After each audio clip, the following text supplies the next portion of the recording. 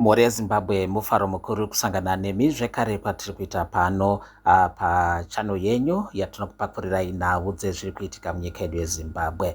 Mashoko panapa mhuri yeZimbabwe ndeyekuti mapurisa eZimbabwe Republic Police kuBulawayo anonzi abariketa nzvimbo inozivikanwa iyi kuti Samaritans, inova venue yanga ichifanirwa kuitirwa press conference nechikwata cheNational Democratic Working Group, chikwata chinotungamirirwa navaJob Sikala.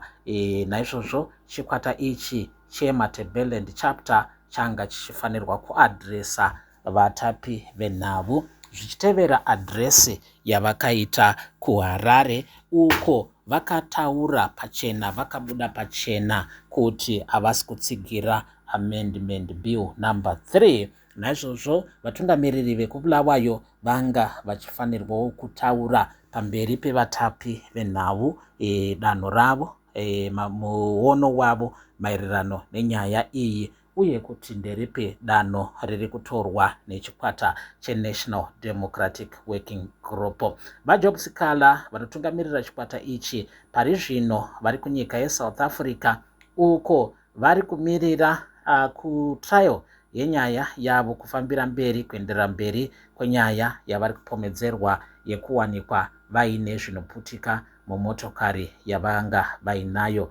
Apo vari kutaura kuti zvakaitika kwavari vaSikala zvakanga zviri zvekurongerwa nechinangwa chekuti vanhu vari kuvhunduka vaSikala nemagweta avo vakapomedzera bato reZANU-PF kuti rine chekuita nekuwanikwa kwezvinoputika mumotokari yavo. Naizvozvo vaSikala vari kushanda nechikwata chavo, asi ivo havasi kunyanya kupinda pamberi nekuda kwemhosva dzavari kutarisana nadzo kunyika yeSouth Africa. Naizvozvo vari kutuma utungamiriri hwavo kuti vange vachienda pamberi vachikurudzira veruzhinji kurijekta 2030. Mashoko aripo anotaurwa kunzi pari zvino paSamaritans pazadzwa mapurisa eRiot ayo akapakata, uyezve pari zvino panotaurwa kuti vava kuronda maorganizers epress conference iyi anosanganisira National Democratic Working Group